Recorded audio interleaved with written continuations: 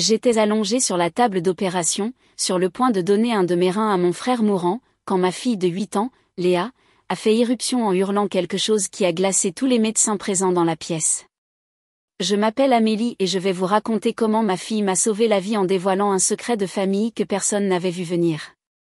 Je suis une mère célibataire de 34 ans, institutrice en CE2 à l'école élémentaire de la Rivière. Le genre de personne qui apporte des gâteaux faits maison aux réunions parents-professeurs et qui reste tard pour aider les élèves en difficulté. Le genre de personne qui met toujours la famille en premier. Mon frère, Julien, a 3 ans de plus que moi.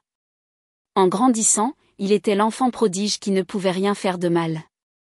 Star du football au lycée, promoteur immobilier à succès à 30 ans, marié à une ancienne reine de beauté nommée Carmen. Il avait la maison avec la clôture blanche, le SUV de luxe, les photos de vacances en Europe. Pendant ce temps, je conduisais une vieille Peugeot de 10 ans et je coupais des coupons pour joindre les deux bouts. Ma fille Léa a 8 ans, discrète comme une souris, mais futée comme pas deux. Elle remarque tout. La façon dont la voix des gens change quand ils mentent. La façon dont les adultes épellent des mots qu'ils pensent qu'elle ne comprendra pas. La façon dont sa grand-mère, Liliane, n'appelle que lorsqu'elle a besoin de quelque chose. Ma mère, Liliane, est le genre de femme qui dirige sa famille comme un petit pays dont elle est la souveraine suprême.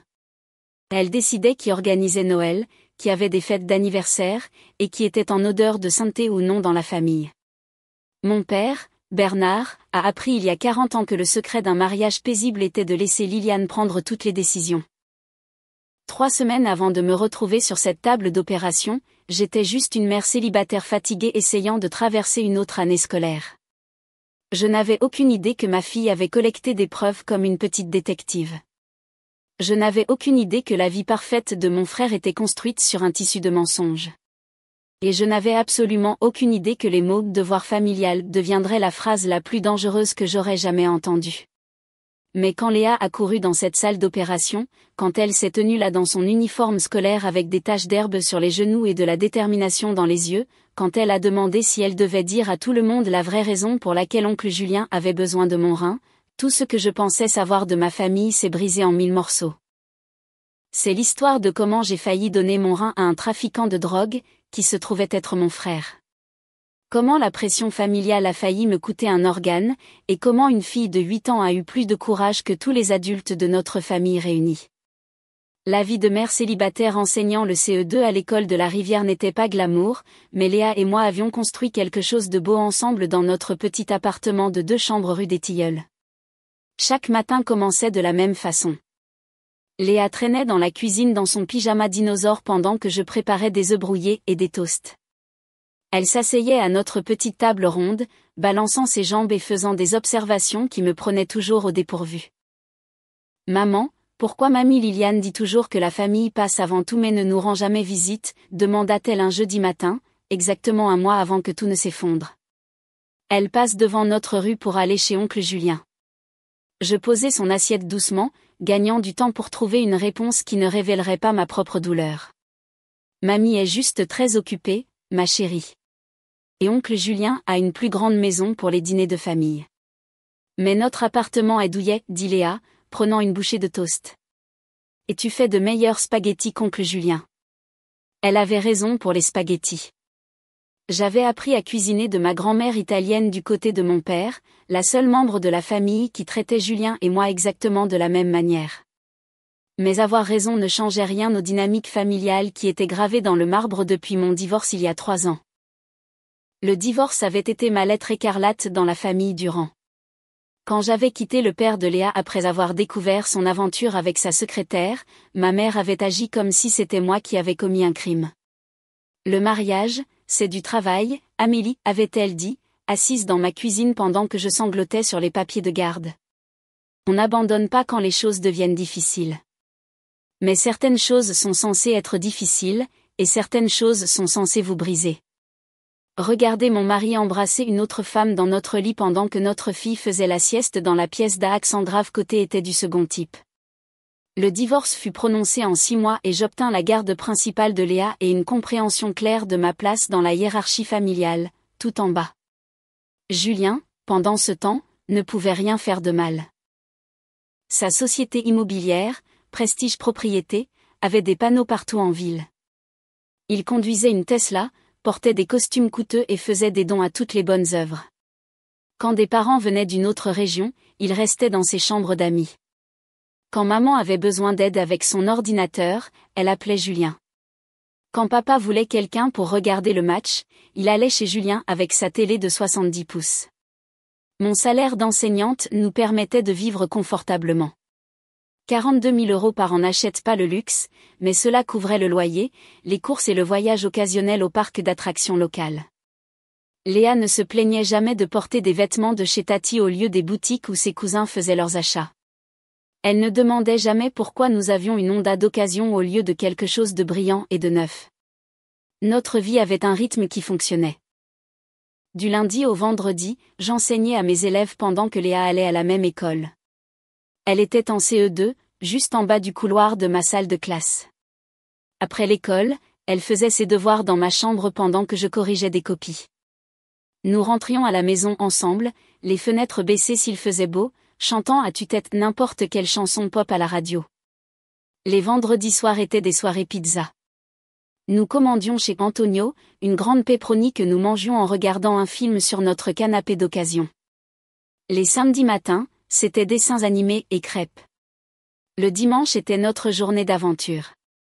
Le parc, la bibliothèque, la journée gratuite au musée local. Ce n'était pas luxueux, mais c'était à nous. Ma collègue, Sophie, comprenait notre situation mieux que la plupart. Elle avait vécu son propre divorce 5 ans plus tôt et en était ressortie plus forte. Amélie, tu te débrouilles merveilleusement bien, me dit-elle un après-midi alors que nous surveillions la récréation. Cette petite t'adore. Elle parle toujours des choses que vous faites ensemble, des histoires que tu lui racontes, de la façon dont tu fais même des courses une aventure. Sophie avait raison. Léa et moi avions développé notre propre langage, nos propres traditions, notre propre façon de nous mouvoir dans le monde. Quand la caissière du supermarché était impolie, nous inventâmes des histoires amusantes sur la raison pour laquelle elle passait une mauvaise journée.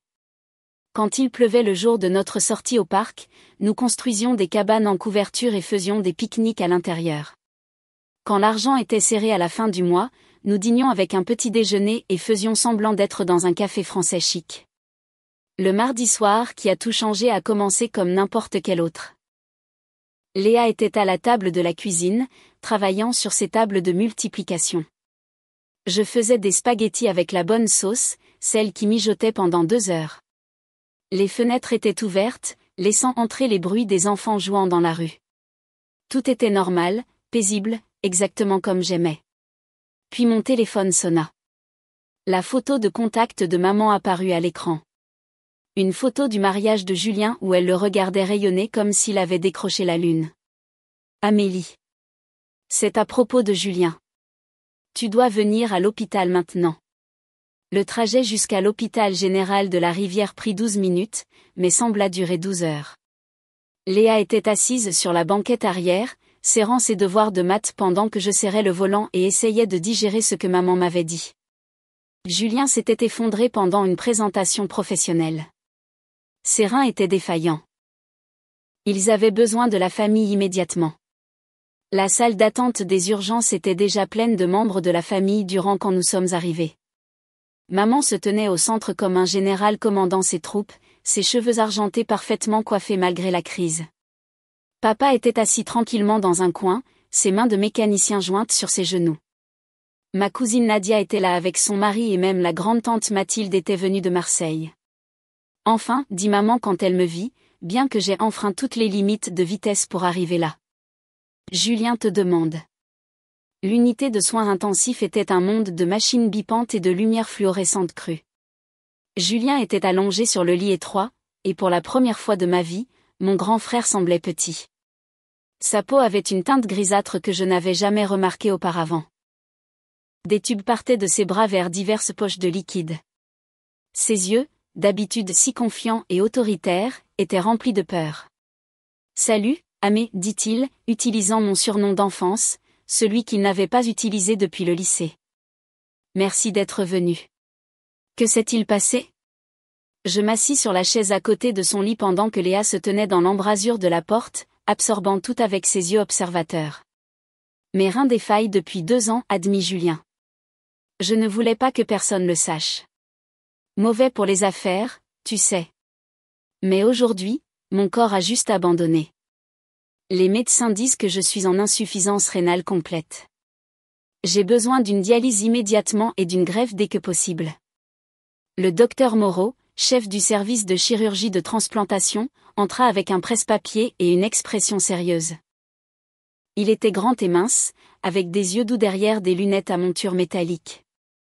La situation est critique, expliqua-t-il. Julien a besoin d'une transplantation rénale dans le mois qui vient, peut-être plus tôt. Nous devons tester tous les membres de la famille proche pour la compatibilité. Les tests commencèrent cette nuit-là. Un par un, nous fûmes appelés pour des prises de sang, des antécédents médicaux et des examens préliminaires. Maman fut la première, insistant sur le fait qu'elle donnerait les 2 reins si cela pouvait sauver Julien. Mais son groupe sanguin était incompatible, A négatif alors que Julien avait besoin de O positif. Papa était pareil. Nadia était de type B, tante Mathilde était trop âgée et avait du diabète. Puis ce fut mon tour. L'infirmière préleva fiole après fiole de sang pendant que Léa regardait d'une chaise, ses devoirs oubliés. « Est-ce que ça fera mal à ma maman ?» demanda-t-elle à l'infirmière. « Juste une petite piqûre » l'assura l'infirmière. « Votre maman est très courageuse. » Mais la bravoure n'avait rien à voir avec ce qui allait suivre. Les résultats arrivèrent le lendemain matin. J'étais parfaitement compatible. Groupe sanguin O positif, excellente santé, pas de conditions sous-jacentes, même nos marqueurs tissulaires s'alignaient d'une manière que le docteur Moreau qualifiait de remarquablement compatible. Le soulagement de maman fut immédiat et écrasant. Elle me serra dans ses bras pour la première fois en 3 ans. Tu vas le sauver, Amélie. Tu vas sauver ton frère. La pression commença immédiatement. Maman emménagea pratiquement dans mon appartement, le remplissant de sa présence et de ses attentes. Chaque matin, elle était là avec des articles sur les dons de reins réussis. Chaque soir, elle racontait des histoires de loyauté familiale, de devoir, de la façon dont les Durand prenaient toujours soin des leurs. Quand ton grand-père s'est cassé la jambe pendant la saison des moissons, toute la famille est venue pour rentrer les récoltes, dit-elle un soir, assise à ma table de cuisine pendant que Léa faisait semblant de regarder la télévision. Quand tante Mathilde a eu un cancer, nous nous sommes tous relayés pour la conduire à la chimiothérapie. C'est ce que nous faisons, Amélie. C'est ce que nous sommes. Mais Julien et moi n'avions pas été proches depuis des années. Après mon divorce, il avait clairement fait valoir sa position. Peut-être que si tu avais été une meilleure épouse, avait-il dit lors d'un dîner de famille assez fort pour que tout le monde l'entende. Un homme ne s'égare pas à moins qu'il ne manque quelque chose à la maison. Maintenant, ce même frère avait besoin de mon rein, et soudain, je faisais de nouveau partie de la famille. Soudain, j'avais de l'importance. Maman commença à nous inclure dans les messages de groupe de la famille. Papa commença à passer nous voir. Même Carmen, la femme parfaite de Julien, m'appela pour me remercier d'envisager le don. Tu n'es pas obligé de faire ça, me dit Sophie pendant la pause déjeuner à l'école. Être lié à quelqu'un ne signifie pas que tu lui dois un organe. Mais elle ne comprenait pas le poids des attentes de la famille Durand. Elle ne comprenait pas comment maman pouvait te faire sentir coupable d'un simple regard. Comment toute la famille se retournerait contre quiconque ne suivrait pas la ligne. Léa, cependant, comprenait. Elle observait tout avec ses yeux attentifs. Elle remarqua comment mamie n'apportait des courses que maintenant que nous étions utiles. Elle remarqua comment oncle Julien se souvenait soudain de son anniversaire avec un cadeau coûteux. Elle remarqua comment la famille qui nous avait ignorés pendant 3 ans ne pouvait soudainement plus en faire assez pour nous. Maman, dit-elle un soir, rampant dans mon lit. Vas-tu donner ton rein à oncle Julien ? Je ne sais pas encore, mon cœur. Je ne pense pas que tu devrais, dit-elle doucement. Il y a quelque chose qui ne va pas. 3 semaines de pression incessante finirent par briser ma résistance. Julien avait commencé la dialyse, passant 4 heures tous les 2 jours branché à une machine qui nettoyait son sang. Ses affaires en souffraient. Carmen m'appela en pleurs, disant qu'elle ne pouvait plus le voir se détériorer. Maman avait pratiquement emménagé dans mon appartement, sa présence un rappel constant de mon obligation familiale. Le point de rupture survint un jeudi après-midi. J'avais pris un jour de congé pour accompagner Julien à son rendez-vous de dialyse. Le voir connecté à cette machine, son visage pâle et tiré, remua quelque chose en moi. Malgré nos différences, malgré les années où j'avais été traité comme moins que rien, il était toujours mon frère. Le même frère qui m'avait appris à faire du vélo, qui avait menacé mon premier petit ami, qui m'avait ramené à la maison quand je m'étais cassé la cheville en grimpant aux arbres. J'ai peur, Amé admile, sa voix à peine un murmure. La dialyse ne fonctionne pas bien. Mon corps la rejette. Le docteur Moreau dit que sans une greffe bientôt, je pourrais avoir des semaines, pas des mois. Ce soir-là, je convoquai une réunion de famille dans mon appartement. Maman, papa, Nadia et Carmen se rassemblèrent dans mon petit salon. Léa était assise à la table de la cuisine, censée faire ses devoirs, mais écoutant chaque mot. Je le ferai, annonçai-je. Je donnerai mon rein à Julien. Le soulagement dans la pièce était palpable. Maman pleura même, de vraies larmes coulant sur son visage soigneusement maquillé. Papa hocha la tête avec approbation, la plus grande émotion que j'ai vue de lui depuis des années. Carmen me saisit les mains, me remerciant encore et encore. Même Nadia, d'habitude si réservée, dit que je faisais ce qu'il fallait. Tu es une héroïne, Amélie, déclara maman. Une vraie héroïne. Julien n'oubliera jamais ça. La famille n'oubliera jamais ça. Mais plus tard cette nuit-là, après que tout le monde fut parti, Léa rampa dans mon lit avec une expression troublée. Maman, je dois te dire quelque chose. Qu'est-ce qu'il y a, mon cœur? Tu te souviens le mois dernier quand nous avons vu oncle Julien au centre commercial? Quand il a dit qu'il était à une réunion d'affaires à Bordeaux? Je me suis souvenu. Nous faisions des achats de fournitures scolaires quand Léa l'avait repéré devant un restaurant. Il avait semblé embarrassé, expliquant rapidement qu'il avait dû annuler son voyage à la dernière minute. Il était avec une femme, continua Léa. Ils s'embrassaient. Ce n'était pas tante Carmen. Mon estomac se tordit. Peut-être que tu t'es trompée, ma chérie. Non. Et il y a plus. Elle sortit un petit carnet de sous mon oreiller. Un de ces cahiers de composition que les enfants utilisent pour l'école. J'ai écrit des choses. Le carnet était rempli de son écriture soignée. Des observations datées des 3 dernières semaines. Oncle Julien au téléphone quand il pensait que personne n'écoutait. Des conversations entre mamie et papy sur les problèmes de Julien. Des flacons de médicaments avec des noms différents. Des captures d'écran qu'elle avait imprimées à la bibliothèque de l'école. Léa, comment as-tu obtenu tout ça? Oncle Julien m'a donné son téléphone pour jouer à des jeux pendant ses rendez-vous de dialyse, mais j'ai regardé ses messages à la place. Maman, il a menti sur quelque chose d'important. Je lus ses notes, mes mains tremblantes, des références à quelqu'un nommé Denis.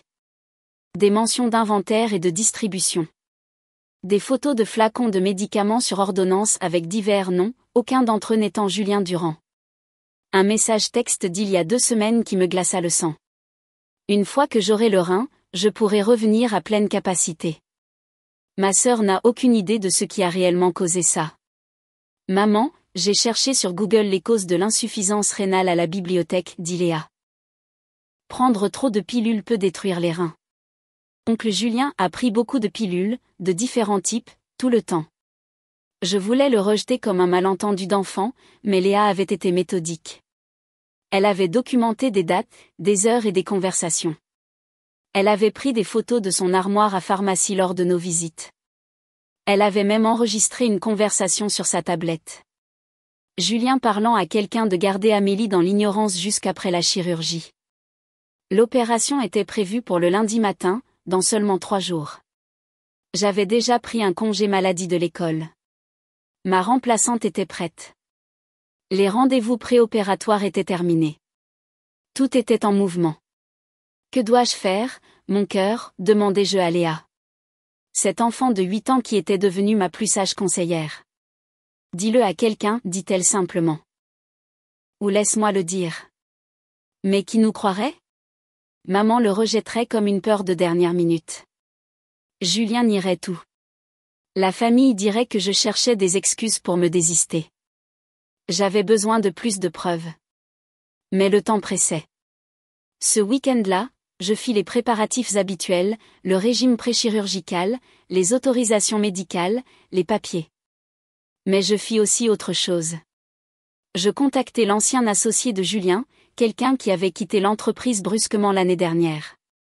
Je contactai la sœur de Carmen, qui avait fait des commentaires étranges sur Julien à Noël. Je commençai à reconstituer un tableau qui rendit ma décision claire. Dimanche soir, la veille de l'opération, je m'assis avec Léa une dernière fois. Si quelque chose semble anormal demain, tu sais quoi faire. Elle hocha la tête, serrant le dossier de preuves que nous avions compilé ensemble.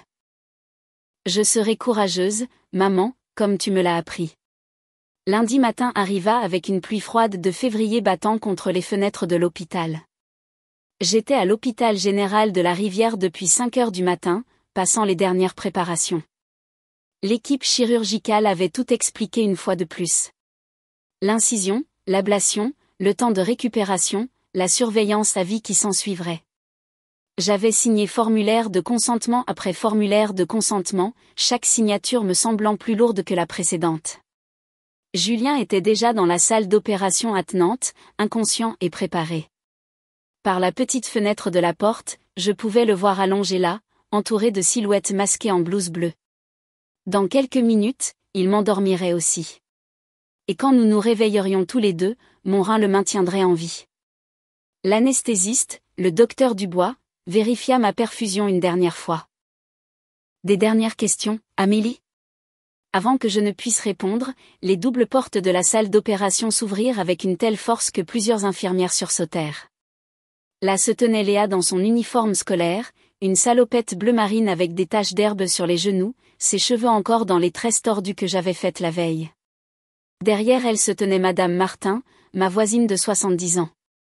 Toutes deux essoufflées et trempées par la pluie. Je suis tellement désolée, haleta Madame Martin, sa main pressée sur sa poitrine. Elle a dit que c'était une question de vie ou de mort. Elle a dit que sa maman était en danger. La sécurité se dirigea immédiatement vers elle. Mais le docteur Moreau leva la main. Quelque chose sur le visage de Léa. Cette détermination féroce que je connaissais si bien le fit s'arrêter. Maman, devrais-je dire à tout le monde pourquoi oncle Julien a vraiment besoin de ton rein ? La pièce devint complètement silencieuse. On pouvait entendre le bip rythmique des machines, le bourdonnement de la ventilation, mais personne ne parla. Le docteur Moreau retira lentement son masque chirurgical, ses yeux allant de Léa à moi. « Laissez-la parler, dit-il doucement. » Léa s'avança, sa petite voix remplissant la pièce stérile. Oncle Julien vend des pilules sur ordonnance depuis 3 ans. Il utilise de faux noms pour obtenir des médicaments de différents médecins et les vend à des gens. La maladie rénale ne vient pas d'une maladie. Elle vient du fait qu'il prend lui-même trop de pilules. C'est absurde, dit quelqu'un. Mais le docteur Moreau leva à nouveau la main. Léa sortit le téléphone de Julien de son sac à dos. J'ai des preuves. J'ai tout envoyé à l'email de maman et à l'adresse email publique de l'hôpital ce matin. Vérifiez vos ordinateurs. Le docteur Dubois était déjà au poste de travail. Il y a un email ici avec des pièces jointes, des captures d'écran de messages textes, des photos de flacons de médicaments sur ordonnance, des conversations enregistrées. Lisez celui du 15 février, instruisit Léa. Celui où il dit à quelqu'un nommé Denis qu'une fois qu'il aura le rein de maman, il pourra augmenter la distribution parce qu'il sera de nouveau en bonne santé. Le visage du docteur Dubois pâlit en lisant à haute voix, « Denis, arrête de t'inquiéter. Le rein de ma sœur me remettra à 100% en 2 mois. Elle n'a aucune idée que l'oxy a causé ça. La culpabilité familiale est une belle chose. J'ai déjà des acheteurs alignés pour le nouvel inventaire. » L'anesthésiste posa son équipement. Plusieurs infirmières reculèrent de la table d'opération. L'expression du docteur Moreau était passée de la confusion à l'horreur. « Nous devons arrêter immédiatement, annonça-t-il. Si ces allégations sont vraies, cela viole toutes les directives éthiques concernant le don d'organes. Le receveur ne peut pas être engagé dans des activités illégales qui causent sa défaillance d'organes et ne peut certainement pas avoir l'intention de poursuivre ses activités après la greffe. À présent, l'agitation avait attiré d'autres personnes. Maman fit irruption, son visage tordu de rage. Que se passe-t-il? Pourquoi n'opérez-vous pas? Madame Durand, dit formellement le docteur Moreau, votre petite fille a présenté des preuves que Julien opérait un réseau illégal de médicaments sur ordonnance et que son insuffisance rénale est le résultat d'un abus de substance. Nous ne pouvons pas procéder à cette chirurgie. Léa ment, cria maman. Elle invente tout ça.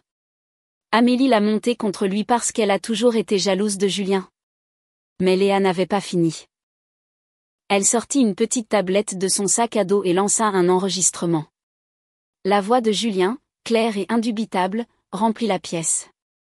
La beauté d'utiliser Amélie, c'est qu'elle est tellement désespérée d'obtenir l'approbation de la famille qu'elle ne poserait jamais de questions. 3 ans à la traiter comme de la merde, et maintenant une urgence, et elle est prête à donner un organe. Après l'opération, on recommence à l'ignorer et je reprends mes affaires. Le chef de service de l'hôpital était arrivé avec 2 agents de sécurité. Nous appelons la police, annonça-t-il. Cette salle d'opération est maintenant une scène de crime. Personne ne part tant que nous n'avons pas réglé ça. Je me redressai sur la table d'opération, le masque d'anesthésie tombant. Mes mains tremblaient en regardant ma fille de 8 ans, debout là dans son uniforme scolaire mouillé, faisant face à une pièce entière d'adultes. Comment as-tu su que tu devais venir ici, lui demandai-je. Madame Martin m'a aidé, dit Léa. Je lui ai tout raconté hier soir. Elle a dit que parfois les adultes ont besoin que les enfants les sauvent de faire de terribles erreurs. Le docteur Moreau s'approcha lentement de moi. Madame Durand, je suis désolée. Nous aurions dû enquêter plus en profondeur. Votre fille vient peut-être de vous sauver la vie de plus d'une façon. 6 mois se sont écoulés depuis ce matin dans la salle d'opération. Julien purge maintenant une peine de 5 ans à l'établissement correctionnel d'État pour fraude aux ordonnances, distribution de drogue et usurpation d'identité. L'enquête a révélé qu'il menait son opération de vente de pilules via son entreprise immobilière, utilisant des propriétés vacantes comme point de distribution et blanchissant de l'argent par le biais de fausses ventes de propriétés. Il reçoit une dialyse 3 fois par semaine à l'infirmerie de la prison. Les preuves que Léa a collectées n'étaient que la pointe de l'iceberg. Une fois que la police a commencé à enquêter, ils ont trouvé 17 fausses identités que Julien avait utilisées pour obtenir des ordonnances, 3 médecins qu'il corrompait et plus de 200 000 € de vente de drogues illégales. Son entreprise immobilière a été saisie par le gouvernement. Carmen a demandé le divorce le lendemain de son arrestation et est retournée chez ses parents à Nice. Notre famille a complètement implosé. Maman insiste toujours sur le fait que j'aurais dû donner mon rein à Julien de toute façon.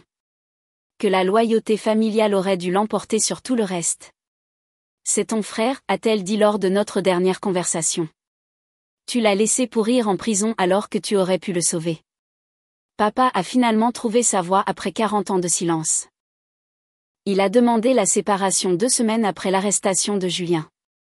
J'en ai marre de faire semblant que le mal est bien, Liliane, lui a-t-il dit devant toute la famille. Notre petit-fils est un criminel parce que tu ne l'as jamais laissé faire face aux conséquences de quoi que ce soit. Amélie et Léa sont les seules personnes de cette famille à avoir encore de l'intégrité. Il a emménagé dans un petit appartement en centre-ville et vient dîner tous les dimanches. Léa lui apprend des jeux de cartes pendant que je cuisine. Et pour la première fois de ma vie, je connais réellement mon père. Il raconte des histoires de son enfance, ses rêves d'être pilote avant de rencontrer maman, combien il regrette de ne pas m'avoir défendu plus tôt. Léa et moi avons été transférés à l'école élémentaire de la Liberté, de l'autre côté de la ville. Commencer une nouvelle vie là où personne ne connaissait notre histoire était exactement ce dont nous avions toutes les deux besoin. Elle est en thérapie pour traiter tout ce qui s'est passé. Et le docteur Dubois dit qu'elle fait preuve d'une résilience remarquable. La plupart des adultes n'auraient pas eu le courage de faire ce que Léa a fait. Elle m'a dit lors de notre dernière séance qu'elle savait que les adultes de sa vie prenaient une décision dangereuse et elle a choisi d'agir. Cela demande une bravoure extraordinaire. Le district scolaire a décerné à Léa un prix de civisme pour son courage. Le journal local voulait faire un reportage, mais nous avons refusé. Certaines histoires n'ont pas besoin d'être publiques.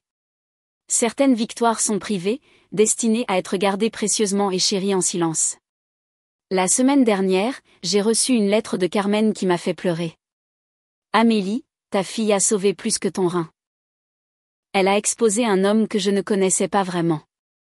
J'ai découvert que Julien me trompait depuis 2 ans avec plusieurs femmes, qu'il utilisait des drogues que je ne savais pas qu'il prenait et qu'il prévoyait d'étendre son opération de drogue après la greffe.